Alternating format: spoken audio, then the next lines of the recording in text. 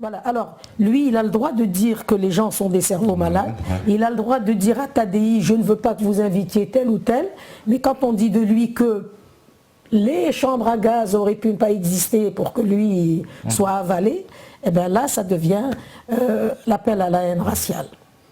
Et là ça a déclenché, et en réalité tout ce qui s'en est suivi après, c'est-à-dire le Conseil d'État, toutes les interdictions, toutes les interdictions qui ont été nombreuses partout. Oui, parce qu'il en a eu partout. Ah oui, partout, alors, ils se sont donné le mot. Aussi, hein, apparemment, c'est ça, c'est un peu... Oh, après, c'était partout. Après, c'était partout. Après, c'était une traînée de poudre. Les gens se sont donné le mot, tous les maires se sont mis à il a quand même pu jouer, il en a quand même fait une quinzaine après, non, en province, il a quand même au moins une dizaine, je sais plus. Attends, décide, non. Moi j'ai entendu qu'il avait donné en Suisse. Non, il a fait de très grandes villes, là je suis désolé, j'ai pas... Ah oui, ça. Il a pu. Oui, là, Bordeaux, je crois que ça avait 5000 personnes. Non, il a fait des grandes villes. Il n'y a qu'au mois de mai, je crois qu'il n'a plus eu de tournée en mai, je crois qu'en juin il a encore... Non, il a eu au moins une dizaine de représentations en province. Ah oui, mais je me souviens qu'il avait dû changer je ne sais quoi. Oui. Dans son... Ah ben voilà. Non, mais il a changé un mot dans bien sûr. On n'a pas tout traité. Il a montré patte blanche là. Non, c'était pas si facile. Revenons sur le départ. C'est ça. Non, ce que je voulais dire, c'est qu'en même temps, je reviens quand même à l'histoire de Patrick Cohen. Moi, je trouve ça quand même, il y a une sacrée contradiction dans la compréhension de l'événement par ceux qui cherchent toujours à faire condamner Dieudonné, parce que on lui prêterait, souvent on subodore qu'il serait révisionniste. Mais alors, attendez, si vous dites à la fois il l'est, parce que ça je l'ai vu écrit, il serait révisionniste. Pour un révisionniste, les chambres à gaz n'ont pas existé. Ah oui, c'est ma démonstration. Quand même, par l'absurde. À partir du moment où il parle de parce que vous voudriez le condamner. Vous voudriez à la fois le condamner parce qu'il serait supposé, on lui prêterait des intentions, des visées révisionnistes. Donc si tel est le cas, vous savez très bien qu'à ce moment-là, les chambres à gaz ne sont pas censées exister. Donc ça ne pourrait être qu'une boutade. Mais alors s'il ne dit pas ça, et s'il dit, si maintenant, dans son esprit, il entendait d'une manière ferme, faire condamner, faire disparaître Patrick Cohen, mais comme le dit Zora Maï, elle n'existe plus, les chambres à gaz. Il y a quelque chose qui ne colle pas, là. Il y a une incohérence dans le... C'est juste l'idée. Et c'est ça. D'ailleurs, en France, actuellement, on est condamné sur des idées, sur des opinions. La répression précède l'action, puisque avant même qu'il y ait quoi que ce soit, on interdit à Dieudonné de tenir ses spectacles, de donner ses spectacles. Donc ça veut dire qu'avant même qu'il y ait un trouble à l'ordre public, on est déjà condamné. On est déjà condamné. Voilà. C'est presque le crime de la pensée. Voilà. La criminalisation de la pensée. On criminalise. Alors que jusqu'à présent, tous les spectacles de Dieudonné ont été verrouillés par la police qui vient toujours en force. Donc il ne risque pas d'y avoir de trouble à l'ordre public, mais on suppose qu'il va y en avoir. Et d'ailleurs j'ai entendu...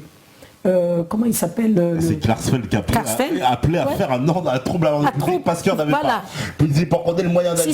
Allez-y, criez de façon à ce qu'il y ait... Et ça, c'est pas de l'incitation. C'est incroyable. C'est incroyable. Non, mais je vous dis, en France actuellement, tout est comme ça. Ouais. Parce que ça n'a pas été... parce que c'est vrai qu'en face, eux, ils n'hésitent pas à meuter, à faire du trouble. Alors aussi, il y a eu un épisode qu'on a vu récemment...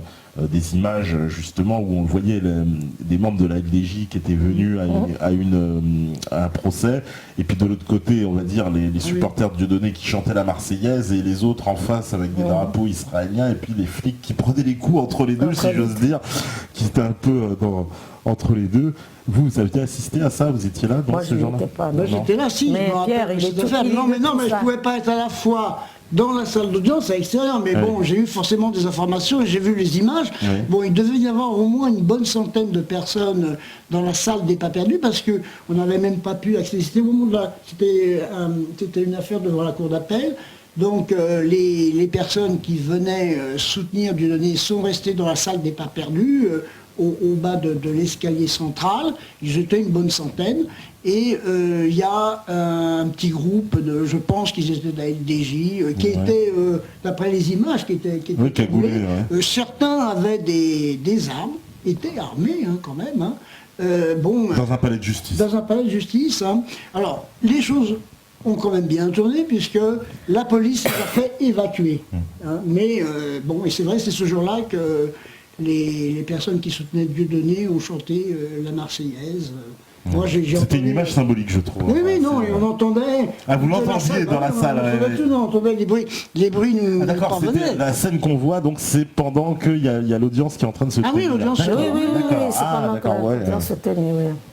D'accord, on me demande aussi, on me dit, le JF veut le texte de son nouveau spectacle là. Ah oui, c'est demain. Ah, merci de m'entendre. On n'aurait pas oublié d'en parler.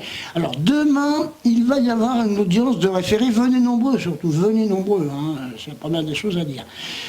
Audience de référé. Alors, référé, ça veut dire il y a une urgence et puis il y a quelque chose de grave. Ah, c'est toujours grave, oui. Toujours, hein. Et c'est pour que Dieudonné retire la vidéo dans laquelle il pourfend Manuel Valls qui a dit que les Juifs étaient l'avant-garde de la République, ce qui a amené Dieudonné à dire, écoutez, nous on est dans l'arrière-garde. Alors ça, ils n'ont pas... Il y a cette formulation-là, leur convient pas. Puis il y a deux autres petites choses encore, je ne peux pas de mémoire vous reciter, je ne suis pas venu avec des pièces juridiques.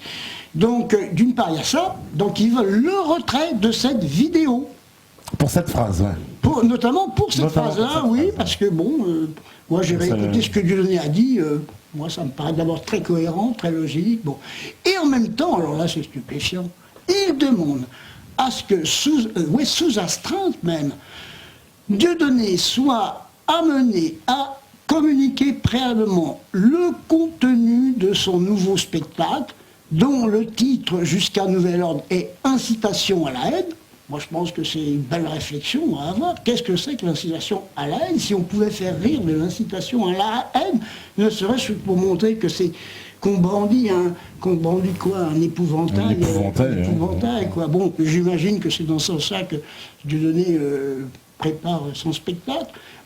Ça c'est stupéfiant parce que, attendez, mais de quel droit des associations se reconnaîtraient le droit d'exercer une sorte de censure parce qu'ils veulent vérifier qu'il n'y aurait pas de surréaliste, c'est-à-dire des associations qui l'attaquent devant la justice pour lui réclamer donc le texte de son spectacle qui n'est pas encore sorti. C'est de la censure.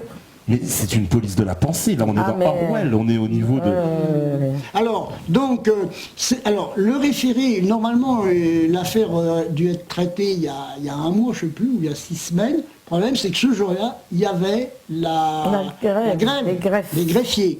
Ce qui fait que la présidente, de toute façon c'est un juge unique qui est là, Madame Sautron, nous a reçus très gentiment, il n'y a rien à dire, elle est toujours très courtoise, cette dame.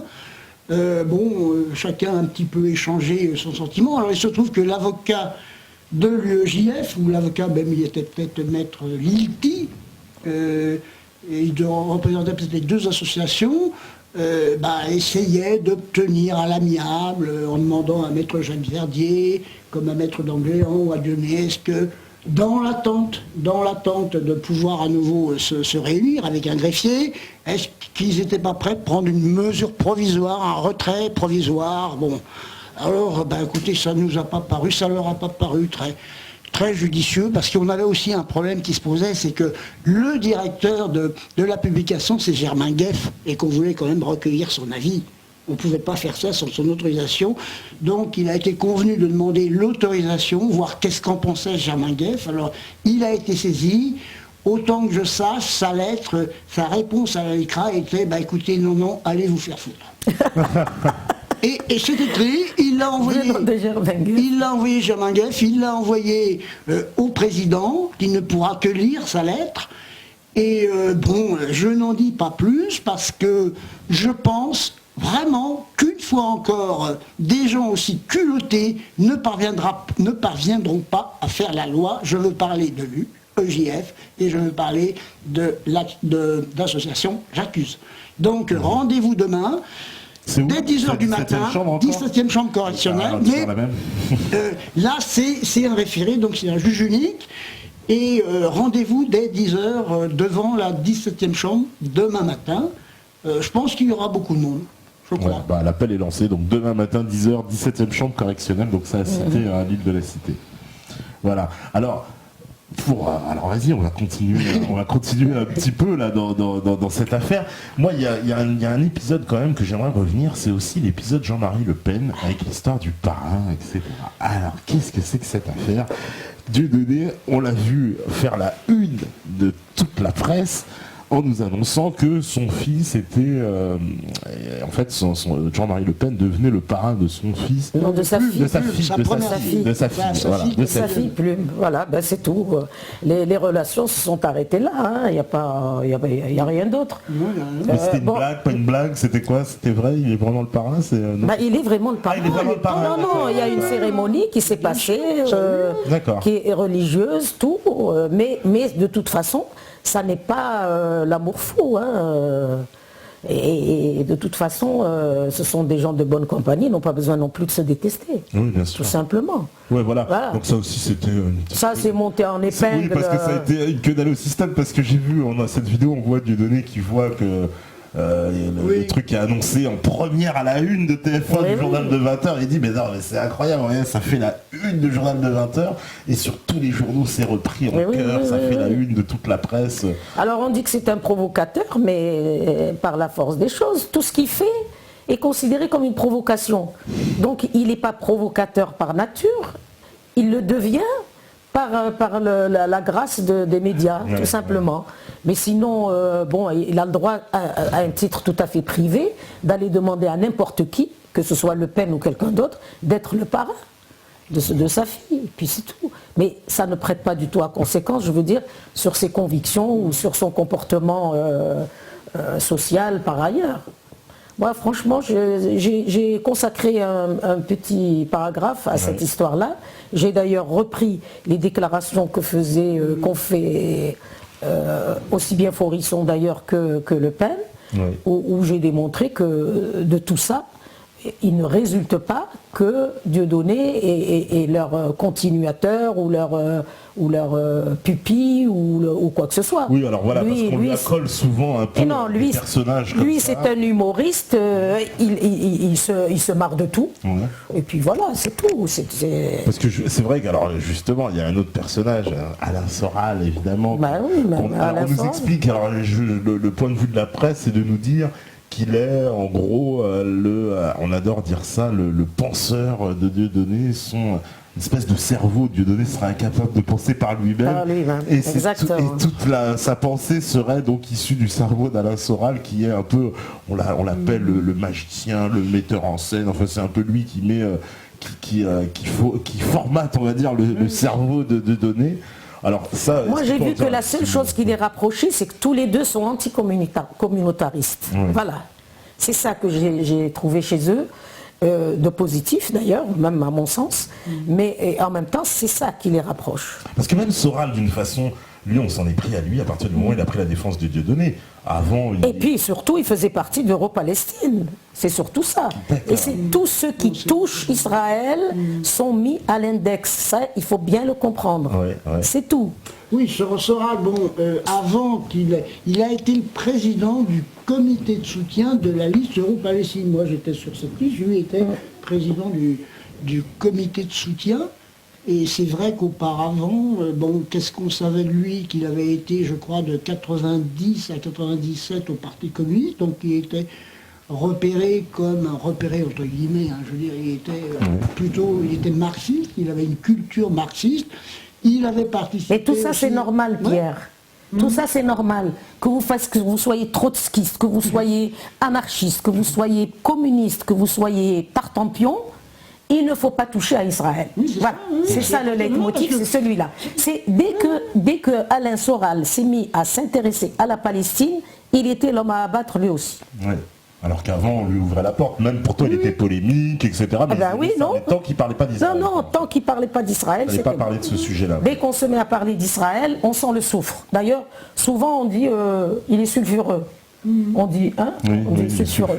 Oui, le sulfureux Alain Soral. Mais le penseur, j'ai vu le penseur d'extrême droite, l'idéologue. Voilà, il devient d'extrême droite. Dieudonné, on l'appelle souvent le polémiste. Alors je sais pas si c'est le polémiste. Ah ben maintenant c'est le révisionniste. C'est un degré. Mais polémiste, j'ai jamais trop compris parce que c'est polémiste. C'est quoi un polémiste? Le polémiste d'extrême droite.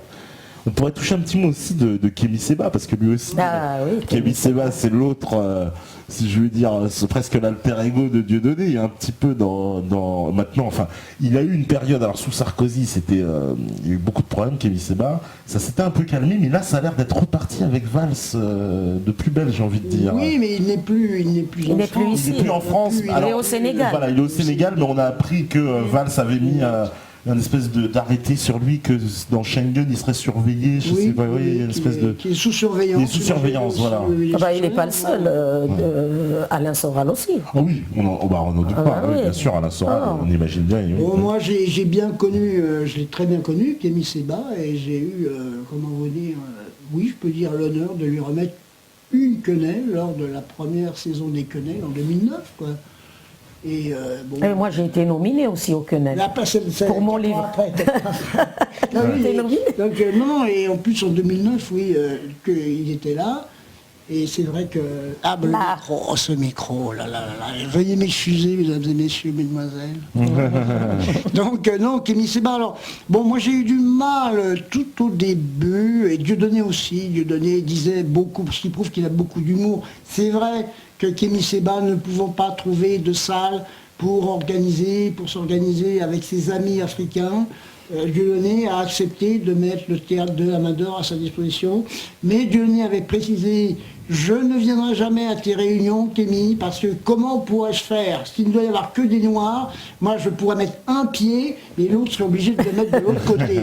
Donc Dieudonné n'a jamais participé à ces réunions qui étaient exclusivement réservées aux noirs. Par la suite, et moi je m'en suis félicité, Kémy Séba a reconsidéré la chose, et je sais qu'il m'a invité bien des fois, il me demandait même à me mettre au premier rang.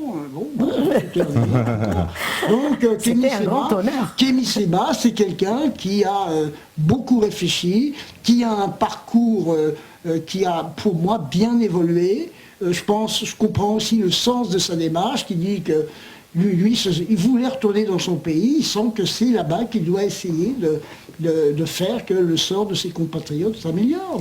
Oui, il parle de toute l'Afrique, entre parenthèses. Il dit que tous les Africains devraient revenir en Afrique pour mettre en valeur leur pays au lieu d'aller vider les poubelles de l'Occident. Voilà. Oui, c'est ça sa politique. Oui, c'est la politique. Oui. On l'avait reçu ici, de toute façon, Kémy Séba, on lui passe le bonjour du Sénégal, même s'il a du mal à nous capter. Voilà, on lui fait un gros bonjour à Kémy.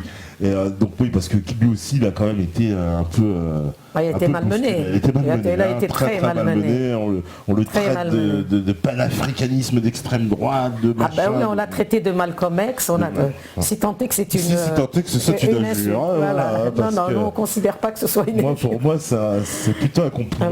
Alors là, on va parler d'une dernière personne avant la pause, c'est Ginette Scandrani. Parce que Ginette Scandrani, c'est un personnage. C'est un personnage. Alors, je vais reprendre un mot de novlangue, la nébuleuse Dieudonné, parce qu'on aime beaucoup dire ça. La nébuleuse, la galaxie, le nid de facho, j'ai vu. Parce qu'elle fait partie du nid. Parce qu'elle fait partie du nid de facho. Voilà. Elle est dans tous les mauvais lieux. Voilà. Donc ça fait partie de cette nébuleuse de ces jours à chaque fois. Alors, elle est un peu moins connue, évidemment, que Kémy Séba ou Alain Soral. Alors, c'est qui Ginette Scandrani? Alors, je sais qu'elle était chez les Verts. Elle était fondatrice. Elle était fondatrice. Elle est membre fondateur. Elle est membre fondateur du Parti des Verts. Du Parti des Verts. Elle en a été exclue parce qu'on lui a dit carrément, ou bien tu choisis, ou bien tu es avec nous, ou bien... tu arrêtes d'avoir des relations avec Monders Fer et Serge Thion. Voilà, on lui a demandé de se séparer de ses amis. Elle leur a dit non. J'avais entendu dire, je l'avais entendu Ginette Scandrani dans une interview déclarer qu'elle essayait, on va dire, d'implémenter l'idée d'un État binational évidemment un État palestinien binational, hein, où juifs et... Ah oui, non, mais parce qu'elle dit il faut décoloniser complètement la Palestine. Voilà. C'est le titre d'ailleurs d'un Dans son dossier. parole ouvert, on a dit ah, non, on n'a pas le droit de Non, dire non, ça, non, on dit pas ça, et bon, elle s'est Non, on lui a dit. Et d'ailleurs, ils ont refusé. Alors, le moyen qu'ils ont trouvé pour l'écarter, c'est qu'ils lui ont demandé de payer sa cotisation. Elle a payé sa cotisation, mais on a fait comme si elle ne l'avait pas payée. Ah, et après on a argué de ce que voilà, elle n'a pas payé. Par conséquent, elle était expulsée. Donc ils n'avaient pas en fait de fonds pour l'exclure vraiment. Absolument sur le fond. pas. Voilà, et puis de toute façon, elle aussi, quand elle a su qu'ils étaient en fait pro-israéliens, elle aussi, elle a préféré partir. Oui, elle a préféré partir aussi, bien sûr. Mais de toute façon, elle, son militantisme, il ne date pas de maintenant. Oui. C'est quand elle avait 15 ans, elle faisait déjà partie des porteurs de valises durant la guerre d'Algérie. Elle n'avait que 15 ans. D'accord. Les porteurs de valises, je rappelle, c'était les communistes qui... C'était le réseau Francis Janson. Voilà, qui travaillait pour le FLN. Pour le FLN, exactement. Qui étaient des Français, absolument. On va dire des Français. Voilà, et elle était vraiment une convaincue de cette lutte-là. Donc sa lutte à elle, c'est ça. Bon, après, elle s'est intéressée aussi à la Libye. Oui, alors on l'a vue très présente sur l'affaire. Voilà, elle est allée en Libye juste avant l'assassinat de Kadhafi. Et voilà. Elle avait des relations personnelles. Oui, avec Kadhafi, oui. Elle le connaissait, elle le connaissait personnellement. Quand Kadhafi est venu à Paris, elle, Ginette, se trouvait en Alsace et Kadhafi a affrété une voiture pour aller la chercher. Non, elle était très liée à Kadhafi. Je voulais dire aussi, il faut savoir que quand elle était au lycée, elle a été exclue en raison de ses opinions, ses positions pour l'indépendance de l'Algérie. Pro-algérienne, oui. Non, mais ça, elle a toujours été d'une rectitude incroyable. Hein. Ouais, alors elle aussi, on essaie de la faire passer toujours pour une affreuse antisémite, extrémiste. Une révisionniste, négationniste, alors qu'elle ne nie rien, elle ne révise rien. Voilà. Non, il a fait l'objet d'une agression. Et ces agresseurs ont été peu condamnés, il faut dire ce qu'il en est, quoi. C'était des juifs. Hein. Oui, ils ont été condamnés. Dire, une fois de plus, ça peut vous déranger, mais il se trouvait que c'était encore des juifs. C'est bizarre ça, non? Vous ne trouvez pas? Oui, elle a été agressée. Elle a été agressée chez elle. Mais vraiment, elle a été amochée salement. Ah oui. D'accord, on est venu à son domicile pour l'agresser. Pour l'agresser, oui. Et ben voilà encore... à mettre, on va dire, au crédit de certaines personnes, et ben, ça améliore pas leur cas. En tout cas, on va faire une deuxième petite pause avant de revenir et puis d'aller creuser encore. Il y a encore d'autres choses dont on va parler dans cette affaire Dieudonné. Il y a tellement, on pourrait passer des émissions et des émissions. Non, mais comme ça n'a pas été fait. Oui. Hein, comme ça n'a pas été fait, nous sommes les premiers. Bon, il y aura d'autres peut-être qui creuseront, mais comme nous sommes les premiers, que nous essuyons les plâtres. Eh ben, on va essayer de dire le plus de choses. Le plus de choses possible, voilà. C'est pas assez jusqu'à 6h du matin. Ouais, non, quand même pas. Je rappelle que demain il y a une audience, beaucoup de monde. Oui, alors d'ailleurs on me demandait, on me disait qu'il n'est pas précisé si, alors c'est demain à 10h devant la 17e chambre correctionnelle. C'est le palais de justice. C'est au palais de justice, c'est au palais de justice, voilà, l'île de la Cité en plein centre de Paris. 10h, 17e chambre correctionnelle. Je pense qu'il y a beaucoup de gens maintenant qui connaissent les divers corridors. Ah bah les célèbres, la 17e. On va bientôt s'implanter là-bas, je crois. Alors, c'est bon pour la régie. Eh ben, à vous la régie.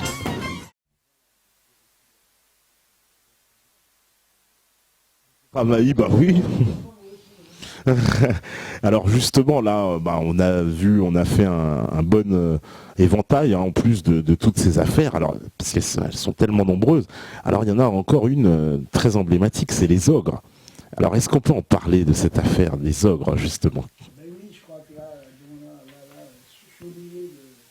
Ah, attends, Pierre, il y a juste... Non, il est pas allumé, je crois. Hop, voilà. Bon, écoutez, j'espère que vous êtes en forme, moi je suis encore. Hein.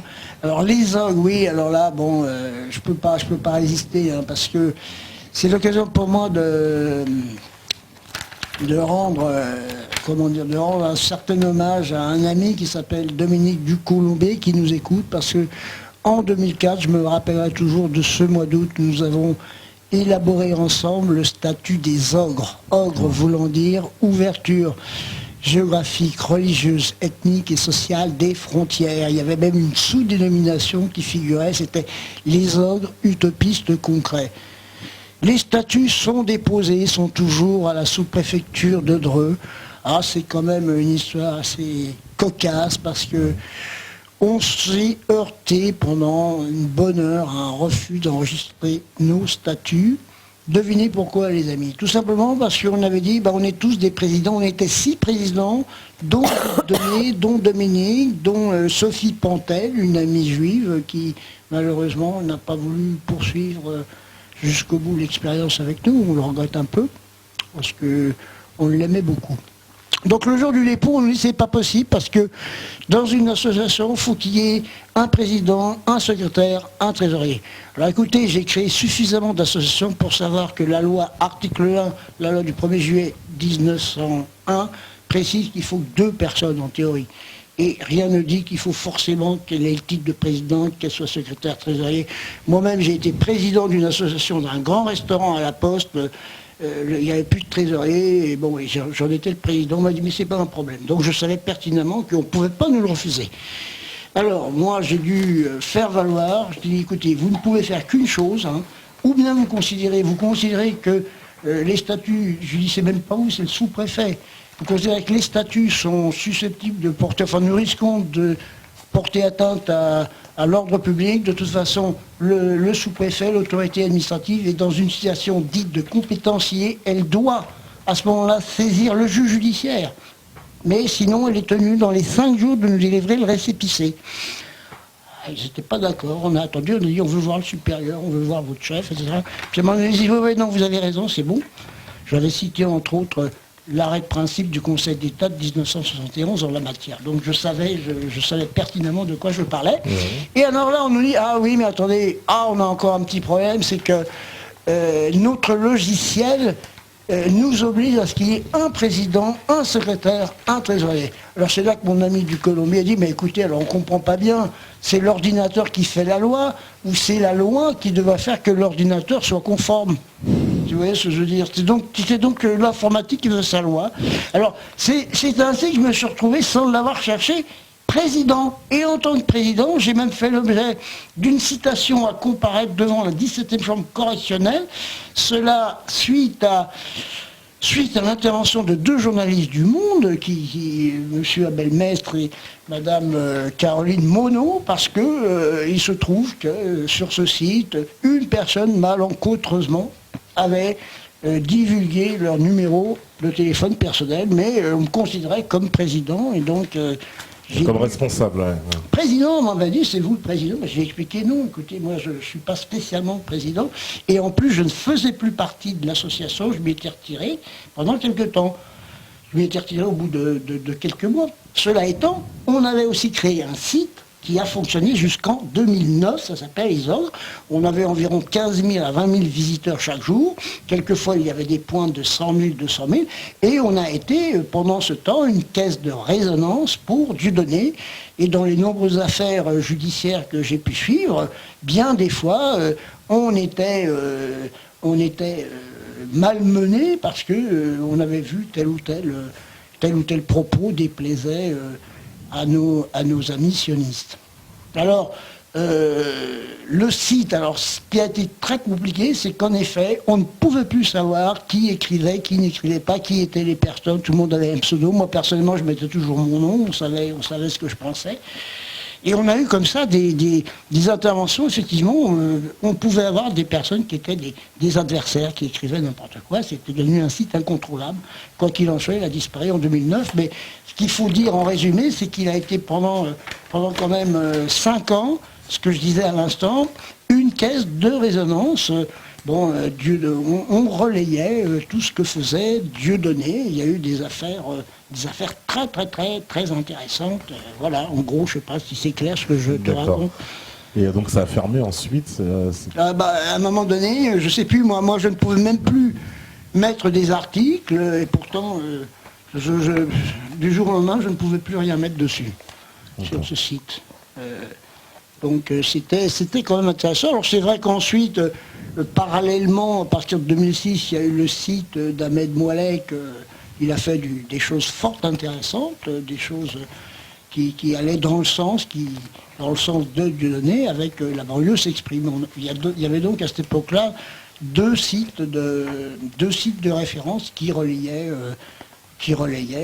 Dieudonné, aussi bien par rapport à ses spectacles que par rapport à ses prises de position. D'accord. Voilà. Non, c'était un site très ouvert, je dis quand même, c'est pas mal quand même, 15-20 000 visiteurs par jour, voilà. Oh, quand même, hein, d'accord. Oui, et quelquefois 100 000, 200 000. Moi, je me rappelle parfaitement qu'il y a des affaires où, je sais plus, on a atteint quand même des fois. C'était vraiment, c'était un site. Voilà.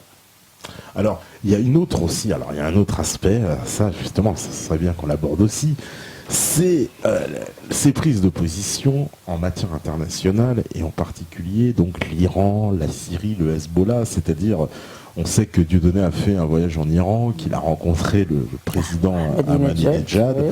Voilà. Il en a dit beaucoup de bien. Il en a dit beaucoup de bien, il a même fait un spectacle qui s'appelle Mahmoud, Voilà. Donc qu'est-ce qu'il en est de l'État, et c'est vrai, de ses relations avec parce que ça aussi on l'a accusé d'être soutenu par l'Iran, financé par le Hezbollah, financé. Alors ça aussi pour le coup ça s'inscrit bien dans une logique aussi du conflit israélien avec Israël. Ah, oui, là, pour le coup là on est encore dedans. Il a choisi son camp. Voilà. Là on est carrément dans le conflit. Tout à fait, jusqu'au cou. Oui. Et alors là il a gravé son cas, Dieudonné. Parce que l'Iran, c'est quand même, surtout M. Ahmadinejad, oui, surtout Ahmadinejad. C'est quand même le grand ennemi d'Israël et les BHL et tous les gens qui sont autour. Donc effectivement, si Dieudonné est l'ami de cet homme-là, eh ben, l'ami de mon ami, de mon ennemi, est mon ennemi. Ouais. Voilà. Et donc le Hezbollah aussi, on l'a accusé. Parce qu'il avait mis, par provocation, je crois, il avait bien le logo du Hezbollah sur l'affiche de son spectacle de Mahmoud. Mais le Hezbollah, c'est aussi l'allié de l'Iran. Oui, tout à fait, bien sûr, oui. Ils sont chiites, donc eux aussi, ils sont dans le même sac.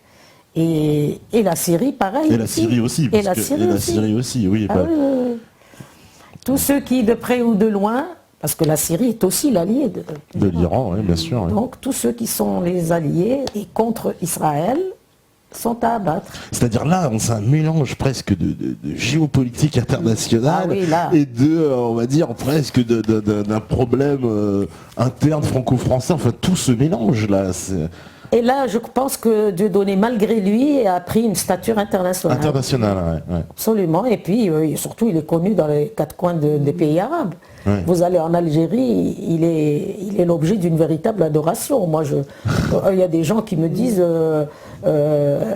il paraît que tu vas écrire un livre pour défendre Dieudonné. Il faut nous le montrer, hein, on l'attend. Hein, voilà. Ah oui. Oui, donc voilà, ça aussi. Donc il a la côte en fait dans les pays arabes. Ah oui. Il a une véritable affection. Une véritable affection. Ah, oui, Ils suivent donc de près ce qui se passe en France. Mais dans des villages, par exemple, moi je suis allé dans une petite ville assez moyenne, à l'ouest de l'Algérie, qui s'appelle Mascara. Et bien là-bas, il y a des gens qui m'ont dit « Défends-le, il a besoin d'être défendu ». Mais avec véhémence. Hein. Ah oui. Non, il est très très aimé en Algérie, Dieudonné. Très aimé. Oui. Je crois qu'il en a besoin. Il en a besoin, et puis il y a beaucoup, nous on sait qu'on salue nos amis maghrébins, on a beaucoup qui nous regardent du Maghreb, donc oui, Dieudonné est très apprécié dans le Maghreb, apprécié dans le monde arabe, quoi. En tout cas pour l'Algérie, ça c'est formel, surtout, parce que là les gens, je vous dis, ils me disent, le pauvre il a besoin de défense, il faut le défendre. Oui, parce que Dieudonné aussi, autant le dire, il a une cote absolue aussi auprès d'un public dit de banlieusards, dit de gens issus de l'immigration. Et il fait un lien extraordinaire. Alors c'est pour ça que ça leur fait peut-être un bug de voir ces gens-là réunis avec cette mouvance que décrète d'extrême droite, d'Alain Soral, de fascistes ultimes. Et finalement, on parle, alors maintenant ces gens-là disent, tous ces gens-là s'unissent contre les juifs parce qu'ils sont tellement antisémites qu'ils s'unissent, ils préfèrent, même s'ils se détestent entre eux, ils vont, c'est leur haine des juifs est plus forte. Alors à ce moment-là, il ne faut pas être injuste. Si on ne veut pas que les gens se fédèrent contre eux, ils n'ont pas à être injustes. Pourquoi condamner Dieudonné pour des paroles, pour des choses qui sont anodines? À ce moment-là, on fédère tout le monde. Voilà. Qu'ils arrêtent de le considérer comme un pestiféré, et les gens vaqueront à leurs occupations et plus personne ne s'occupera de lui. Voilà. Mais moi, les gens qui me disent oui, vas-y, défends-le, écris un livre pour le défendre, ce sont des gens qui sont quand même assez abasourdis par la manière de fonctionner de la justice française aussi. Hein. Parce qu'ils suivent de très près, attention. Oui, ils suivent de près, ouais. Ils suivent de très très près. Et tout ce qui se passe en France, ils le savent peut-être mieux que nous. Oui. Même ceux qui sont dans les banlieues en train d'essayer de gagner leur croûte. Parce qu'ils doivent être effarés quand même de voir la justice française. Oui, parce que c'est quand même un modèle. Oui.